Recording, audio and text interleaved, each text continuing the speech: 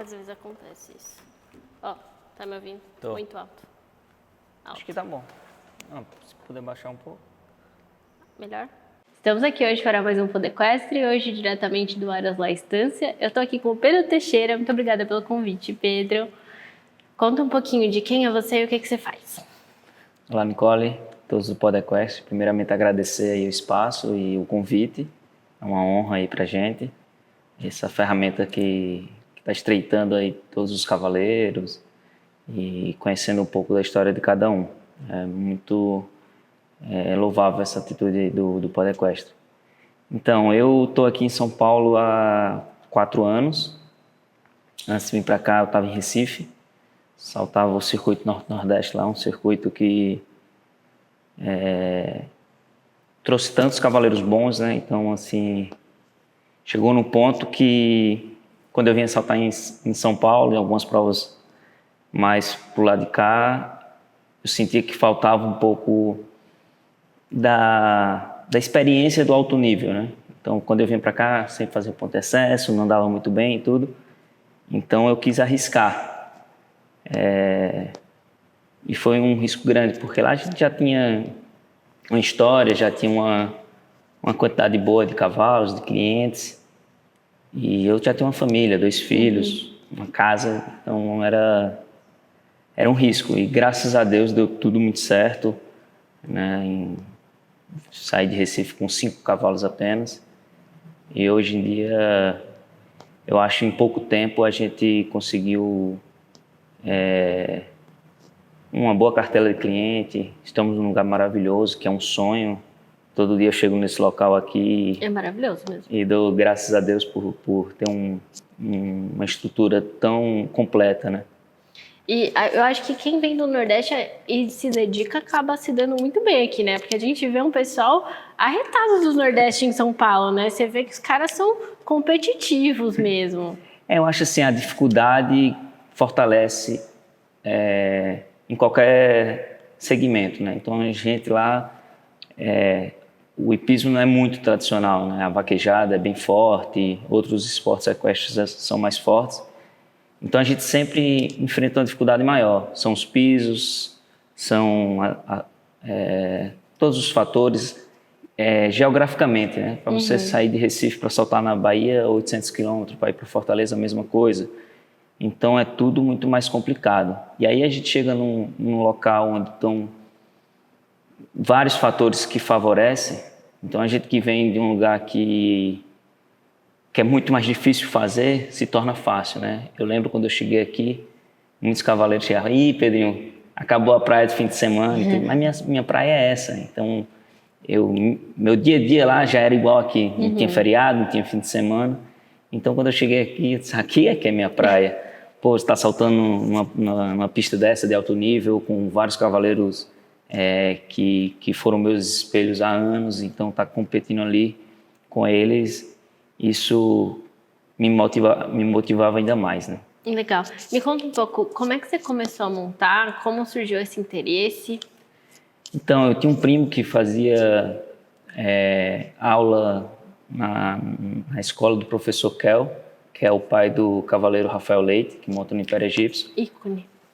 E aí um dia eu já gostava de cavalo, já desde os 7 anos, fazenda e tudo, eu adorava. E quando eu conheci o hipismo, desde os 9 anos até hoje, eu nunca parei. E eu acho que foi muito bom, porque era pouca técnica, mas muita coragem, muita garra, assim, sabe? Então, o professor Kel foi para todos nós que montamos com ele, que já montou com ele, pegou um pouco disso, de muita vontade, né? E desde que você chegou aqui em São Paulo, eu acho que para mim tá muito claro, né, que você começou a se destacar super, você começou a construir seu nome. Me conta como foi esse processo para você de botar a cara para bater, como é que foi chegar aqui e realmente começar do zero, né? Com certeza. O meu início aqui também batia junto com a pandemia, então não estava tendo prova. E aí, um certo dia, a gente, cavaleiro, a gente tem, principalmente eu no meu caso, eu gosto de trabalhar com um objetivo. Então, eu gosto de ver a minha evolução na prova, né? E aí não tinha isso. Aí eu ficava, poxa, tá chato, não tá legal e tal. Aí foi que eu, junto com o Felipe Morgan e o Lúcio, a gente bolou o iHorse, que foi o primeiro leilão montado da história do Brasil, né? E isso foi muito legal, porque aí a gente tinha que trabalhar para fazer vídeos, para fazer tinha um objetivo. E aí o iHorse me deu essa visibilidade do comércio, né? Eu primeiramente me tornei muito mais do comércio do que propriamente do cavaleiro de competição e tudo, mas uma coisa sempre andou muito junto. Quem me conhece sabe, eu sou do comércio e tudo, mas primeiramente o esporte. Então todos os cavalos mais caros que eu vendi foi querendo chegar lá, ganhar a Copa Ouro, chegar a saltar um clássico, possivelmente um grande prêmio. Então andou muito perto assim o comércio e o cavaleiro, né? Eu acho que eu nunca conversei, eu acho não, né? Eu nunca conversei com alguém que fosse focado nessa parte do comércio aqui, eu nunca abordei esse tema. E eu acho super importante pro nosso esporte também, né? Porque no final das contas, é um cavaleiro como você que vai fazer um bom cavalo para uma pessoa estar competitiva numa prova, né? Me conta um pouco de como é que é trabalhar com esses cavalos de comércio. Às vezes chega um cavalo que a pessoa não vê tanto potencial, aí você fala, não, esse aqui é muito bom. Tipo, como é que você desenvolve isso nos cavalos? Então, eu tenho uma coisa dentro de mim que eu acho que por isso os cavalos melhoram tanto. Como eu montei minha vida toda cavalos que precisavam muito de dedicação, quando chega um cavalo de comércio ou qualquer cavalo para mim, eu tento dar o máximo para ver o que aquele cavalo pode dar. Então, pode ser o cavalo que vem para saltar prova, pode ser um cavalo de um aluno, pode ser o cavalo só do comércio. Então, isso me ajudou muito ter essa linha, né? Porque tem gente que, é de comércio, eu não vou dedicar muito, porque vai vir um cliente, vai tirar do ponto e tal. E isso, eu sempre tive muito claro, não, vamos melhorar independente das circunstâncias. E foi o que aconteceu com alguns cavalos que chegaram para mim, de comércio. Fui colocando em prova e tudo, que eu acho que o cavalo do comércio, ele estando na vitrine, que é na prova, fica mais fácil da venda. Fica mais fácil o pós-venda também, que para mim eu vejo como um dos... não falo uma das piores coisas, mas uma das dificuldades do comércio é o pós-venda, né? Porque, por exemplo, o cavalo quando está aqui comigo, eu estudo ele, eu vejo como é que ele tem que ser levado e tudo. E aí no pós-venda tem uma linha que vai seguindo, que aí o cavalo não anda tão bem. Então é isso, é complexo o comércio. Você tem que trabalhar o cavalo como se fosse o seu cavalo de prova, mas também você tem que passar para quem está comprando uma linha a seguir, que muitas vezes cada um tem seu sistema e acaba indo por caminhos diferentes. Né? Eu tenho tantas perguntas. Eu acho que a primeira como é que você... Tipo, quando um cavalo chega para você, o proprietário ou, enfim, quem quer vender o cavalo, ele já chega e fala para você, bom, esse cavalo aqui é um cavalo que eu acho que ele vai fazer tal prova. E aí, às vezes, como que determina isso? Tipo, esse cavalo vai ser um cavalo bom para 1,20, uma criança montar, alguma coisa desse tipo. Tem muito cliente que chega e fala, Pedro, eu acho que esse cavalo é um cavalo que você pode levar ele para saltar um grande prêmio. E aí, uma semana comigo, eu perguntei, Pedro, você acha isso? Fala, calma. O cavalo chegou, ele não tem um contato bom, ele não convida muito para o salto, ele escapa um pouquinho da curva, vamos com calma. E aí, por mais que tenha cavalo que de cara mostre que não vai fazer isso que o cliente acha que vai fazer, eu peço um pouco de tempo para eu dar o máximo que eu posso dar ali de evolução para o cavalo, e esse próprio cavalo vai me dizer que se realmente é isso que o proprietário espera ou não. Quando chega ali 1 mês e meio, 2 meses, que já está um tempo comigo, aí eu chego para o cliente e falo, realmente não é muito que o senhor busca, então vamos rever a questão de valor, porque senão o cavalo vai ficar aqui nas cocheiras. E para mim não é interessante. O preço que eu cobro das minhas cocheiras, se o cavalo não for vendido, para mim não é interessante, entendeu? Então eu preciso que tenha um giro rápido, entendeu? E qual é o cavalo que o pessoal mais procura? Vem atrás de você, Pedro, preciso de um cavalo. Quais são as características, qual é a altura? O bom, bonito e barato. Ah, meu Deus do céu. Não, O cavalo hoje, que está bem difícil de achar, é aquele cavalo de criança de 1,10 m, 1,20 m, pré-júnior, né? Então, esses cavalos tá cada vez mais complicado de achar. E por que você acha que tá tão difícil? Então, o cavalo, a escola ou a hípica que tem esse próprio cavalo, normalmente ele tem uma cartela boa de clientes e ele não vai deixar aquele cavalo sair daquele lugar. Por exemplo, se eu tenho aqui um craque de na minha lista de cavalos que só me dá alegria, eu vou tentar que esse cavalo fique com meus alunos, entendeu? Então, em toda hípica acontece isso. Então, é muito complicado você ver em uma casa de comércio, em sites de cavalos à venda, o cavalo extraordinário ali de criança, do amador propriamente dito. E você acha que o nosso mercado ele está trabalhando para produzir mais desses cavalos? Você acha que aumentou o número de cavalos de comércio nos últimos anos? Aumentou muito a qualidade dos cavalos. Os cavalos estão cada vez mais poderosos, mais com sangue. E é isso que está complicando um pouco esse leque dos cavalos de comércio de criança e tudo. Porque os cavalos hoje, o criador ele busca tamanho, sangue e poder. É uma junção que para o amador e para a criança é um pouco mais complicado, né? Então, você está falando que o pessoal está querendo fazer cavalo de grande prêmio esquecendo da gente amadores. Mais ou menos isso.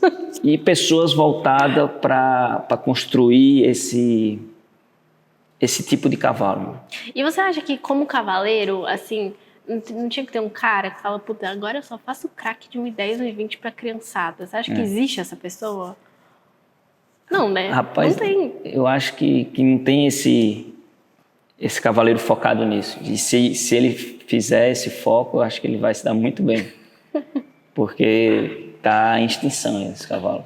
E falando um pouco na prática agora, a preparação desses cavalos de comércio, como é que você recebe eles quando eles chegam na sua cocheira? Tipo, quais são os primeiros passos para você começar a trabalhar um cavalo que você nunca viu na vida? Então, primeiro, entender ali o estado que o cavalo está, né, fisicamente. Porque não são todos os casos, mas alguns cavalos que chegam para a venda, o dono já está... não está dando certo com o perfil do meu filho, comigo mesmo. Aí o cavalo fica um pouquinho escanteado ali. Então, assim, eu procuro, quando o cavalo chega, primeiro, deixar ele feliz no estado dele cavalo. E aí o trabalho vai sendo gradativo. E, normalmente, eles tendem a melhorar com o tempo que chega aqui. Entendi. E tem alguma rotina específica que você gosta de fazer? De tipo, eu gosto de fazer... Você deu um exemplo para mim quando a gente estava conversando no WhatsApp. Hoje é mais exterior. Você tem esse planejamento dia a dia do que cada cavalo vai fazer? Isso. A gente tem um quadro semanal e aí a gente já tenta deixar a semana organizada, porque pelo número de cavalos que a gente tem hoje, a gente está em 3 lugares, né? Tem aqui no Aras da Estância, que já encheu, não consigo receber mais cavalos. Os cavalos que viriam para cá estão em Jaguariúna. E eu tenho o Aras da Raíssa, que também atendo lá todo dia. Então, se eu não tiver essa organização, algum cavalo vai ficar de lado. Então, eu tenho a semana pronta para fazer o dia do salto em cada local, o dia de exterior para relaxar eles, de passo só. Tem um dia do exterior que é para fazer morro. Tem um dia do exterior que é para fazer raia. Com essa estrutura que eu tenho aqui hoje, meus cavalos eles vêem a pista para trabalho e para salto 2, 3 vezes na semana no máximo. Os outros dias é raia, é morro. Legal. E isso tem feito uma diferença muito boa nos meus cavalos. Você pega o castor hoje em dia é um tanque de guerra.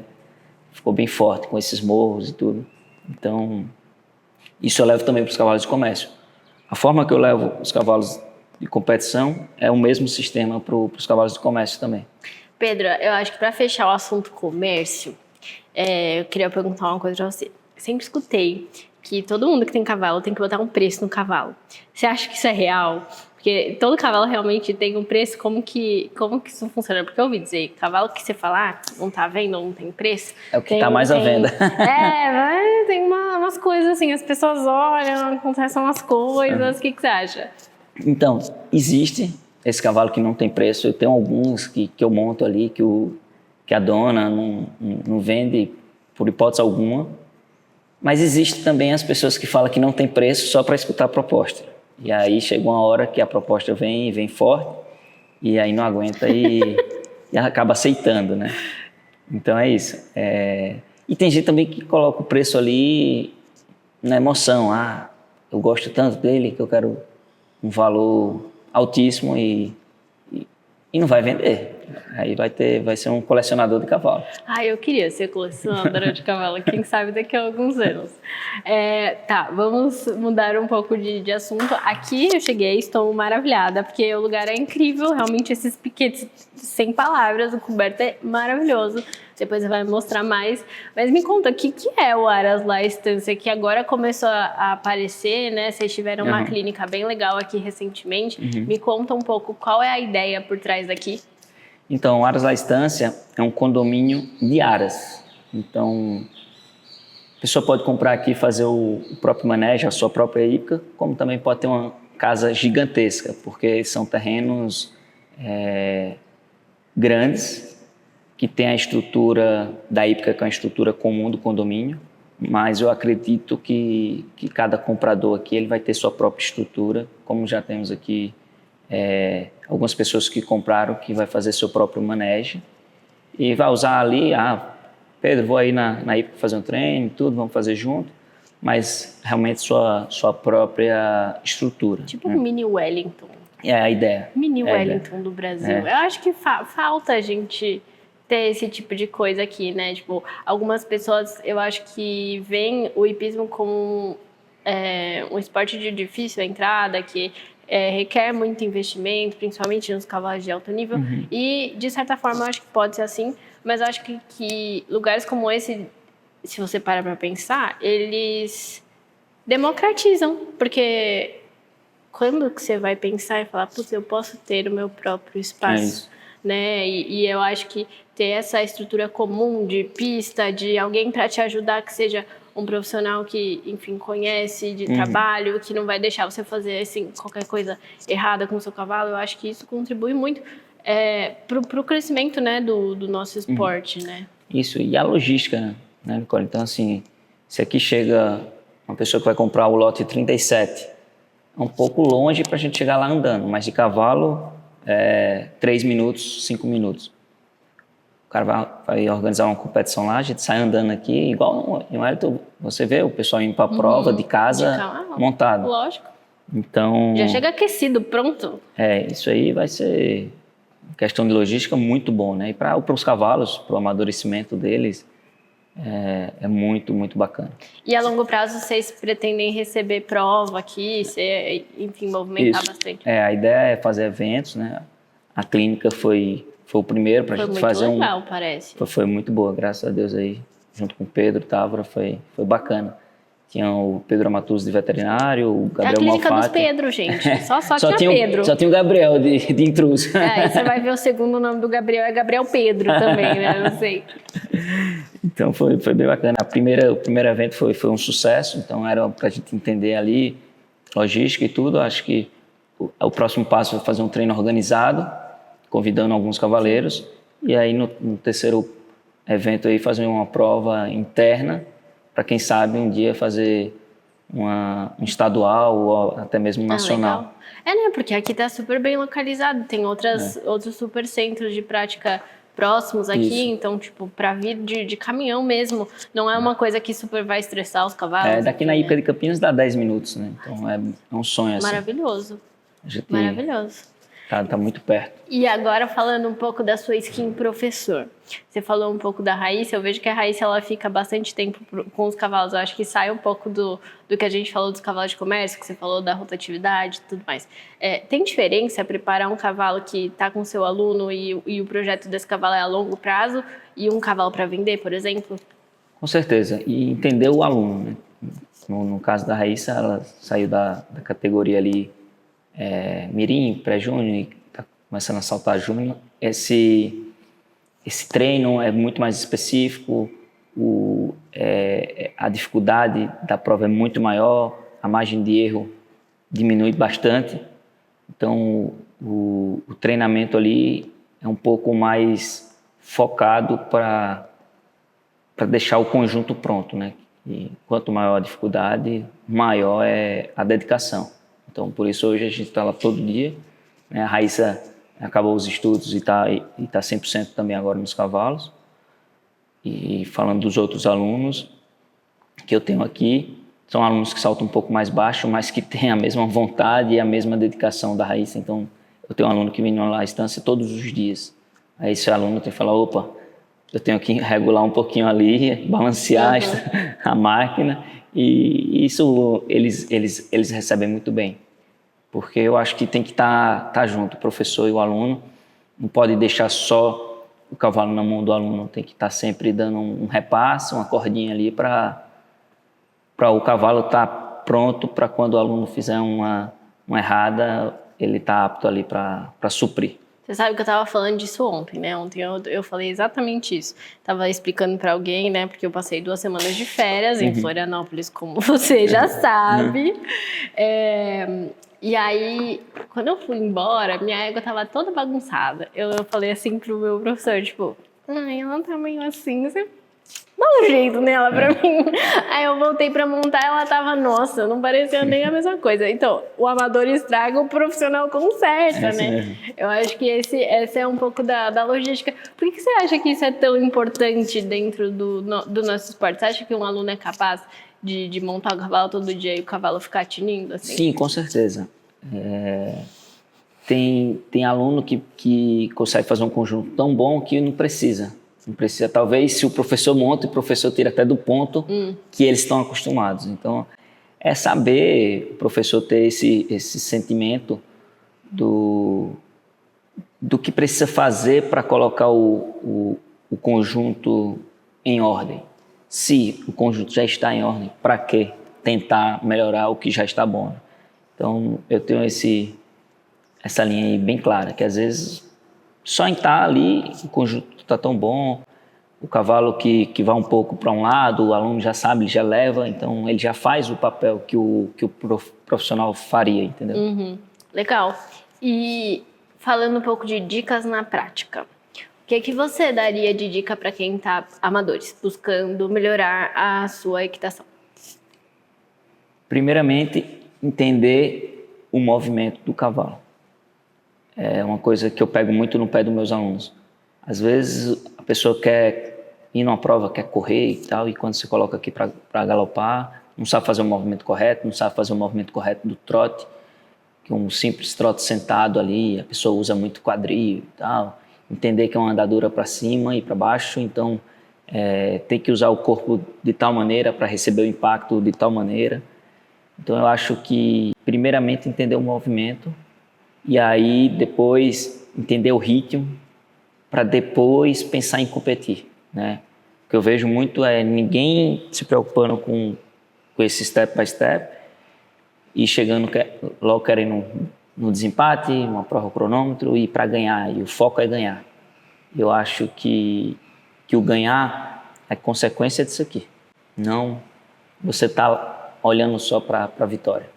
Eu concordo com você, eu concordo. E para o pessoal que está pensando em ser profissional, de repente, estou em dúvida, talvez eu queira trabalhar com cavalo, o que você falaria para essas pessoas?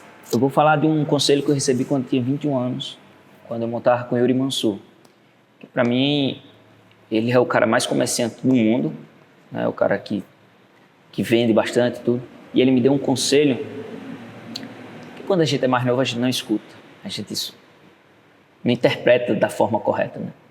Ele falou, Pedrinho, em primeiro lugar, a técnica, depois o financeiro.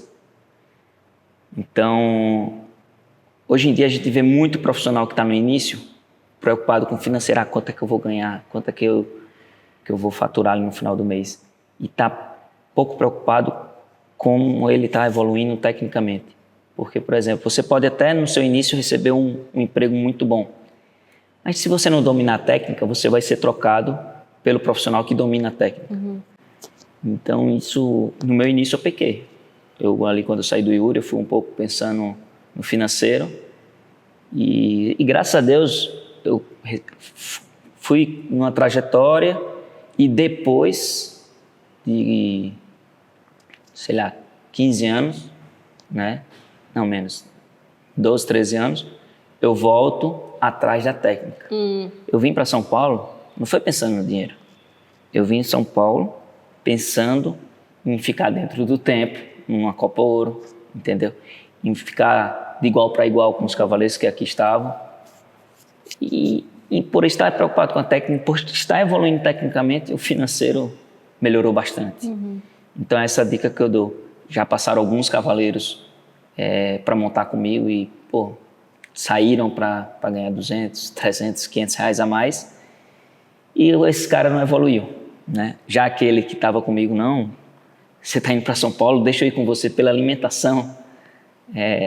Esses que estavam em busca do aprendizado, em querer evoluir, estão longe e muito longe, né? Assim, é o conselho que eu posso dar para quem está iniciando. Procure ser um profissional ligado à técnica, que o financeiro ele vai estar junto. Posso fazer uma pergunta meio polêmica? Se depois não for a resposta, eu corto. Tá. Você acha que essa preocupação com o financeiro, principalmente dos cavaleiros profissionais, eu acho que todo mundo tem que estar preocupado com o dinheiro, afinal é uma profissão, todo mundo tem que ganhar dinheiro, é um negócio, as coisas se movimentam. É por falta de regulamentação do papel do cavaleiro? Porque não tem um sindicato dos cavaleiros que fala assim, vamos reajuste de tantos %, ou tipo, você não, né? Todos os cavaleiros, vejo eu, são bem autônomos, né? No sentido de tipo, se eu cobro tanto a minha aula, tantos % fica para mim e tudo mais, eu acho que nem todo mundo tem o conhecimento profundo dessa gestão, de como organizar financeiramente, tipo, de fato, alguma coisa. Eu vejo dessa maneira. E, às vezes, a gente acaba por ver o pessoal realmente inflacionando os preços, né? Tanto de aula, de clínica, de cavalo, a gente vê isso. Mas não é porque o pessoal do hipismo tem dinheiro que, enfim, sabe essa balança?